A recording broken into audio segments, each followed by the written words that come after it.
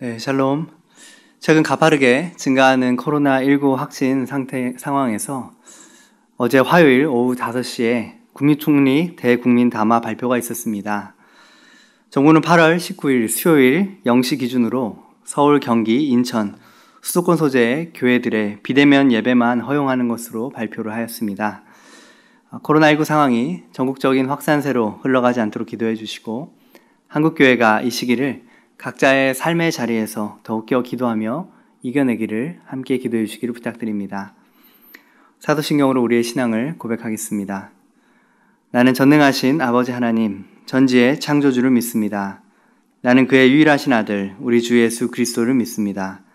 그는 성령으로 잉태되어 동정녀 마리아에게서 나시고 본디오 빌라도에게 고난을 받아 십자가에 못 박혀 죽으시고 장사된 지 사흘 만에 죽은 자 가운데서 다시 살아나셨으며 하늘에 오르시어 전능하신 아버지 하나님 우편에 앉아 계시다가 거기로부터 살아있는 자와 죽은 자를 심판하러 오십니다. 나는 성령을 믿으며 거룩한 공교회와 성도의 교제와 죄를 용서받는 것과 몸의 부활과 영생을 믿습니다. 아멘. 기도하겠습니다. 하나님, 전국이 또 수도권 중심으로 코로나19의 확산으로 인해서 많은 이들이 두려워하고 염려하고 걱정하는 상황들이 있습니다. 또한 하나님, 현장 예배가 금지되고 비대면 예배로, 온라인 예배로 전환되는 시기 가운데 우리가 그동안 누렸던 예배의 자유와 예배의 감격과 예배에서 받았던 은혜들을 다시 한번 기억합니다.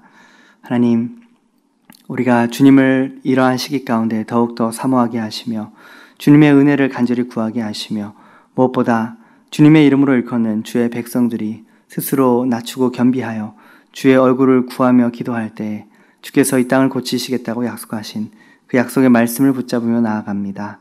아버지, 이 상황 가운데 한국교회가 또 저희가 더욱더 깨어 주 앞에 회개하며 기도하게 하시고 우리의 겸손한 그 자세의 그 기도를 통하여서 하나님 이 상황과 이 시국이 속히 해결되며 예배의 감격과 영광이 회복되며 전도의 은혜와 통로가 열리며 많은 영혼들이 주께로 돌아오는 영적인 대각성과 부흥의 역사들이 이루어지게 하여 주시옵소서. 오늘도 말씀을 통하여 우리에게 주실 주님의 은혜를 갈망하며 나아갑니다. 하나님, 우리의 영적인 눈을 열어주시고 귀를 열어주사 오늘 허락하신 주님의 은혜, 주의 만나를 주님 받게 하여 주시옵소서. 감사드리며 예수 그리스도의 이름으로 기도합니다. 아멘. 하나님께서 오늘 우리에게 주시는 말씀은 스가랴 9장 1절에서 9절 말씀입니다. 스가랴서 9장 1절에서 9절 말씀을 제가 봉독하겠습니다. 여호와의 말씀이 하드락 땅에 내리며 다메섹에 머물리니 사람들과 이스라엘 모든 지파의 눈이 여호와를 우러러 봄이니라. 그 접경한 하맛에도 임하겠고 두로와 시돈에도 임하리니 그들이 매우 지혜로움이니라. 두로는 자기를 위하여 요새를 건축하며 은을 티끌같이 금을 거리에 진흙같이 쌓았도다. 주께서 그를 정복하시며 그의 권세를 바다에 쳐넣으시리니 그가 불에 삼켜질지라. 아스글론이 보고 두려워하며 가사도 심히 아파할 것이며 에그론은 그 소망이 수치가 되므로 역시 그리하리라. 가사에는 임금이 끊어질 것이며 아스글론에는 주민이 없을 것이며 아스돈에는 잡족이 거주하리라. 내가 블레셋 사람의 교만을 끊고 그의 입에서 그의 피를 그의 입 사이에서 그 가증한 것을 제거하리니 그들도 남아서 우리 하나님께로 돌아와서 유다의 한 지도자 같이 되겠고 에그로는 여부스 사람 같이 되리라. 내가 내 집을 둘러 진을 쳐서 적군을 막아 거기 왕래하지 못하게 할 것이라. 포악한 자가 다시는 그 지경으로 지나가지 못하리니 이는 내가 눈으로 친히 봄이니라. 시온에 따라 크게 기뻐할지어다. 예루살렘에 따라 즐거이 부를지어다. 보라, 내 왕이 내게 임하시나니 그는 공의로우시며 구원을 베푸시며 겸손하여서 나귀를 타시나니 나귀의 작은 것 곧 나귀 새끼니라. 아멘. 오늘 말씀은 스가랴 후반부인 9장에서 14장의 그 첫 장인데요. 메시아의 시대, 즉 예수 그리스도의 초림과 재림에 대해서 말씀하고 있습니다. 특히 오늘 말씀 본문인 스가랴 9장에서는 이스라엘의 그 대적들에 대한 멸망과 주님의 오심에 대한 약속을 다루고 있습니다. 이스라엘의 대적들에 대한 심판은 곧 이스라엘의 회복과 함께 약속된 메시아의 오심과 연결이 됩니다. 오늘 말씀은 크게 세 가지 단락으로 나누어지는데요. 그 첫 번째 단락은 1절에서 8절로 이스라엘의 대적들의 멸망과 하나님께서 시온을 보호하신다는 약속을 주고 계시고요. 두 번째 단락인 9절에서 10절은 메시아의 초림에 대한 예언의 말씀을 담고 있습니다. 그리고 마지막 세 번째 단락인 11절에서 17절은 유다의 회복과 승리에 대한 약속을 주시고 계십니다. 먼저 첫 번째 단락을 함께 살펴보겠습니다. 이스라엘을 괴롭게 한 대적들의 멸망이 예언되는데요. 그것은 하나님의 심판을 예고하는 것으로 심판의 도구로 사용될 그리스의 알렉산더 대왕이 지중해 동부 연안을 정복할 것을 말씀하고 계십니다. 실제로 이후에 알렉산더는 터키를 정복하고 남쪽으로 진군해서 다메섹과 시돈 그리고 블레셋의 여러 도시들을 함락시켰습니다. 본문은 그때 다메섹, 시돈, 두로, 아스글론, 가사, 에그론 그리고 아스돗 등은 멸망하지만 예루살렘은 보존될 것이라고 그렇게 예언하였고요. 이것은 역사적으로 정확하게 성취되었습니다. 하드라구로부터 시작된 하나님의 심판이 유다 주변의 열방들에게 임하는 모습을 1절에서 4절 말씀에 다루고 있는데요.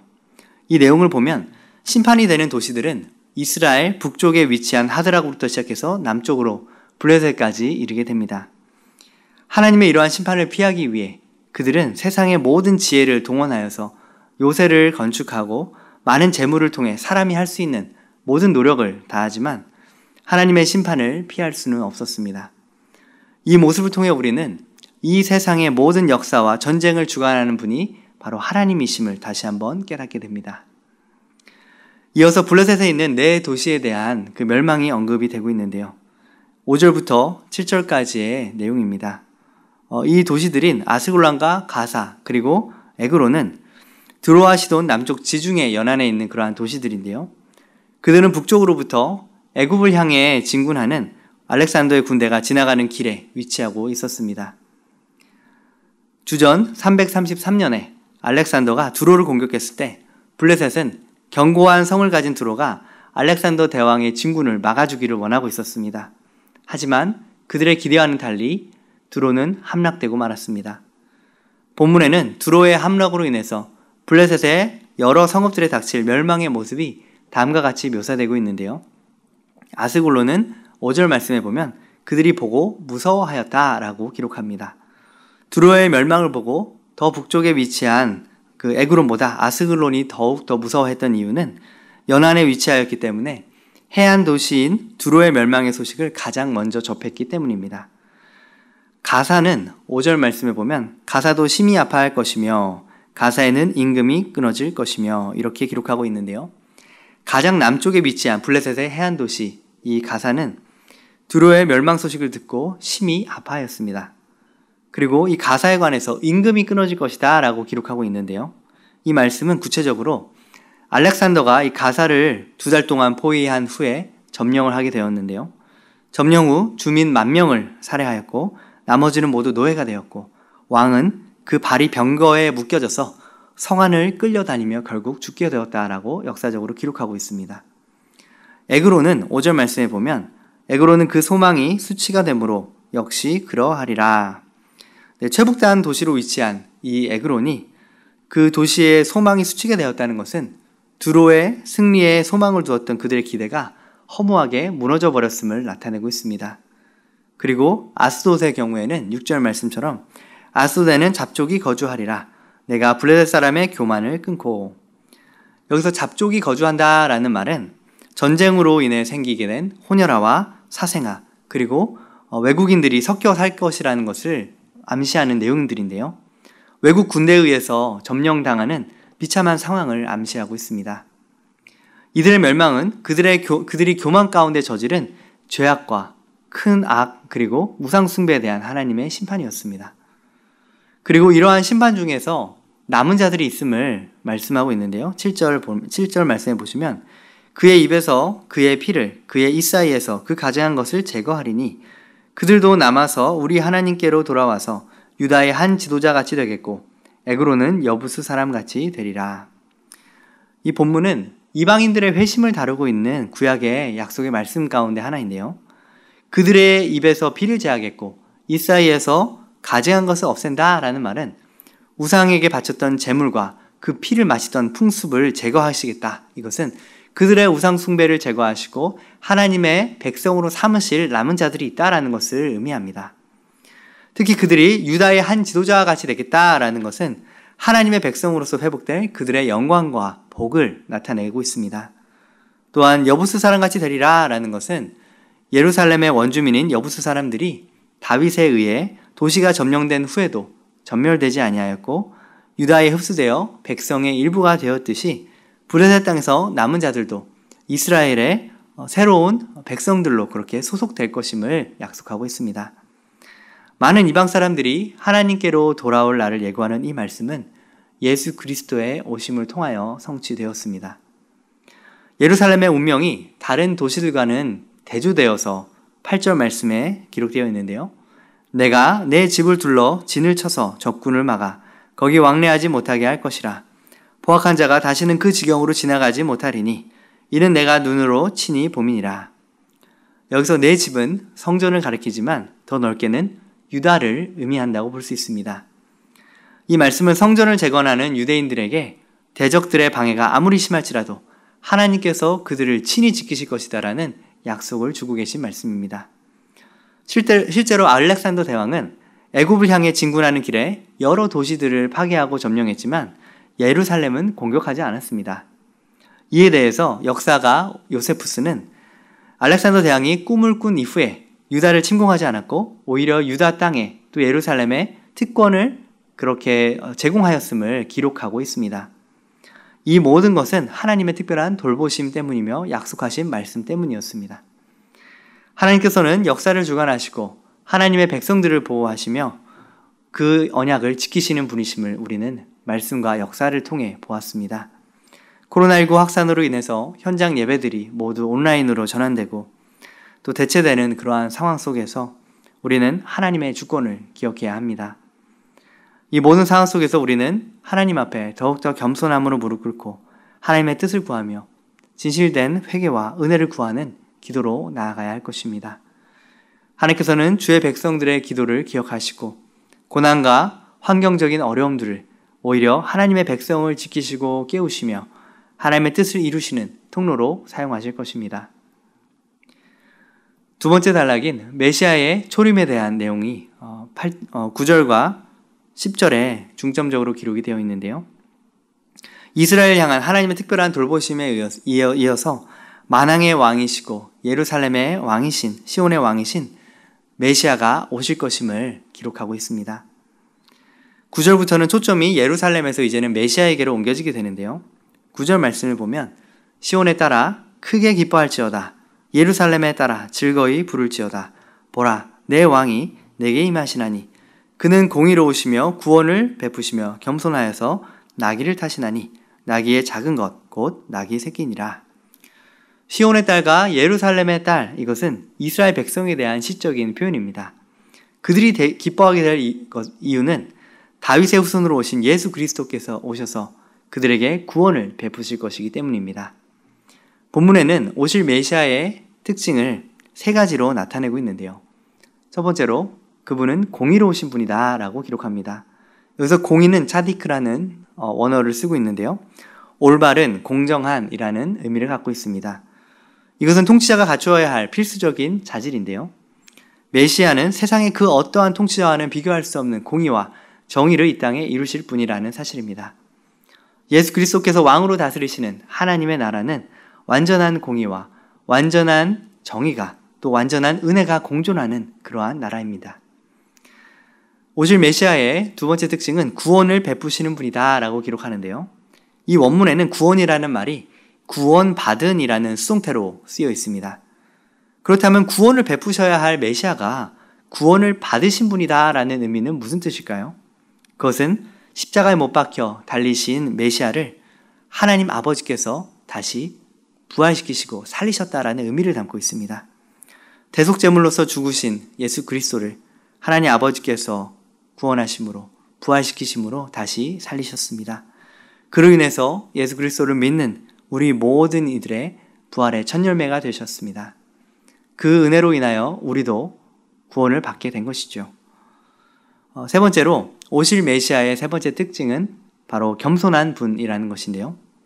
여기서 겸손의 원문적인 의미는 가난한, 고통을 당하는, 비천한이라는 뜻을 담고 있는데요. 이 온 우주를 지으신 하나님의 아들께서 인간이 되셨다라는 것, 그것 자체가 예수님의 너무나 겸손하신 그 성품을 보여주고 있습니다. 이 메시아의 겸손은 세상 왕들과는 너무나 대조되는 그러한 모습인데요. 주님은 이 땅에 오실 때 정복자로 오시지 않으시고 섬기는 자로 또 종으로 오셨습니다. 그래서 주님께서는 내가 이 땅에 온 것은 섬기려 대접을 받고자 함이 아니요 오히려 섬기려 하고 모든 사람의 종이 되기 위해 내가 왔다라고 주님께서는 그렇게 말씀하셨습니다. 메시아의 이러한 겸손함이 나귀를 타고 오셨다라는 것으로 강조가 되는데요. 세상의 정복자들은 정복한 도시에 말을 타고 거만하게 입성을 합니다. 하지만 예수님은 전쟁을 위한 군말을 타고 오시는 것이 아니라 나귀를 타고 오시는데 그것도 새끼 나귀를 타고 오셨다라고 그렇게 기록하고 있습니다. 이것은 주님의 겸손함과 더불어 주님이 평화의 왕으로 오셨다라는 사실을 나타냅니다. 평화의 왕이 이루실 일들에 대해서 더욱더 자세하게 언급이 되어 있는데요. 10절 말씀을 보면 내가 에브라임의 병거와 예루살렘의 말을 끊겠고 전쟁하는 활도 끊으리니 그가 이방 사람에게 화평을 전할 것이요 그의 통치는 바다에서 바다까지 이르고 유브라데 강에서 땅끝까지 이르리라. 이 본문은 메시아의 오심과 궁극적으로는 최후의 승리에 대해서 말씀하고 있습니다. 9절은 예수님의 초림에 대해 10절은 예수님의 재림을 통해 완성될 것을 의미하는데요. 전쟁의 도구를 제거하시는 것, 그것은 의롭고 평화로운 통치가 실현되었음을 의미합니다. 예수님의 그 임재, 하나님의 임재는 예루살렘뿐만 아니라 모든 나라의 평화와 안전을 보장하기 때문입니다. 그때 모든 나라들은 그리스도께 복종할 것이고 주님의 통치가 온 땅을 덮을 것입니다. 마지막 세 번째로 유다의 백성과 승리에 대한 약속의 말씀이 11절에서 17절에 기록되어 있는데요. 메시아의 통치로 이 땅에 이루어질 영광스럽고 복된 시대를 미리 바라본 스가랴는 그때 이스라엘 백성에게 경험되게 될 일을 언급하고 있습니다. 하나님께서는 흩어진 백성들에게 돌아오라 이렇게 말씀하십니다. 11절입니다. 또 너로 말할진대 내 언약의 피로 말미암아 내가 내 갇힌 자들을 물 없는 구덩이에서 놓았나니 하나님께서는 물 없는 구덩이에 갇혔던 그들을 해방시키셨다라고 말씀하시는데요. 물 없는 구덩이란 고난과 유배의 장소를 의미합니다. 하나님의 심판으로 이스라엘 백성은 바벨론에 유배되었습니다. 하지만 하나님께서는 이전에 창세기 15장에서 아브라함과 언약하셨던 횃불 언약을 기억하시고 그들에게 영원한 기업으로 주신 약속의 땅 가나안으로 예루살렘으로 다시 돌아오게 하셨습니다. 하나님께서는 포로된 유대인들에게 이렇게 말씀하십니다. 12절입니다. 갇혀있으나 소망을 품은 자들아 너희는 요새로 돌아올지니라. 내가 오늘도 이르노라. 내가 내게 갑절이나 갚을 것이라. 여전히 바벨론에 남겨져 있었던 자들은 갇혀있으나 소망을 품은 자들이다 이렇게 기록하고 있는데요. 그들은 하나님과 그분의 언약에 소망을 둔 자들이었기 때문입니다. 하나님께서는 이들에게 2배의 복을 약속하시면서 하나님이 함께 하시는 요새인 예루살렘으로 돌아오라 말씀하십니다. 스스로의 힘으로 벗어날 수 없는 구덩이에 빠졌던 사람들은 하나님의 구원의 팔을 통하여서 자유를 얻고 또한 영생을 얻게 되었습니다. 또한 십자가에서 흘린 예수 그리스도의 보혈로 인해서 그분의 백성과 하나님 사이에 새로운 언약이 확증되었습니다. 스가랴는 또한 13절에서 15절 말씀을 통해 헬라에 대한 유다의 승리를 예언하고 있는데요. 13절 말씀입니다. 내가 유다에 당긴 활로 삼고 에브라임을 끼운 화살로 삼았으니 시온아 내가 내 자식들을 일으켜 헬라 자식들을 치게 하며 너를 용사의 칼과 같게 하리라. 이 역사적으로 유대인들은 헬라인에 대항하여 전쟁을 치렀던 역사가 마카비 전쟁밖에 없는데요. 이 구절은 단순히 역사적인 사건에 대한 예언일 뿐만 아니라 이 말씀을 통해서 이스라엘 백성을 격동시켜 대적들을 치게 하는 그 주체가 하나님이실 경우에 그 누구도 이스라엘을 이기지 못할 것이다 라는 그러한 예언적인 선포의 의미를 담고 있습니다. 또 14, 15절 말씀을 보면 여호와께서 그들 위에 나타나셔서 그들의 화살을 번개같이 쏘아내실 것이며 주 여호와께서 나팔을 불게 하시며 남방 회오리 바람을 타고 가실 것이라. 만군의 여호와께서 그들을 호위하시리니 그들이 원수를 삼키며 물맷돌을 밟을 것이며 그들이 피를 마시고 즐거이 부르기를 술 취한 것 같이 할 것인즉 피가 가득한 동이와도 같고 피 묻은 제단 모퉁이와도 같을 것이라. 이 말씀을 통해 하나님께서는 그분의 백성을 돕기 위해 나타날 것이고 그들을 적들로 보호하셔서 결국은 완전한 승리를 이루실 것이다 라고 약속하십니다. 또한 대적의 피를 마시고 즐거워한다라는 표현은 유다의 대적에 대한 하나님의 심판이 얼마나 철저한 것인지를 분명하게 보여주고 있습니다. 또한 16절과 17절에서는 이어서 승리한 백성들이 누리게 될 평안과 번영에 대해서 구체적으로 묘사하고 있습니다. 16절 말씀입니다. 이날에 그들의 하나님 여호와께서 그들을 자기 백성의 양떼같이 구원하시리니 그들이 왕관의 보석같이 여호와의 땅에 빛나리로다. 이 유다에게 베풀어 주실 축복의 내용은 두 가지였는데요. 첫 번째는 그들이 구원을 받는 것입니다. 그들이 구원을 받게 된 이유는 하나님의 양떼들이었기 때문이다. 이렇게 기록하고 계십니다. 또한 둘째는 그들이 영광스럽게 될 것이라는 것입니다. 그들이 왕관의 보석처럼 존귀한 존재로서 비유되고 있는데요. 이것은 하나님과 함께함으로써 그들이 얻게 될 영광이 얼마나 놀라운 것인지를 보여주는 내용입니다.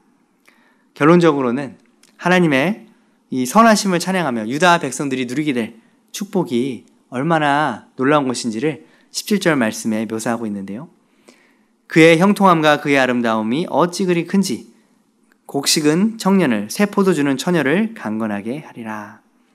결국에는 하나님의 형통하심, 하나님의 선하심과 그 아름다우심이 얼마나 큰지 이전에 없었던 풍성한 수확과 번영 그리고 새 포도주를 얻을 때와 같은 큰 기쁨을 그들에게 회복시켜 주실 것이다. 이렇게 약속하십니다.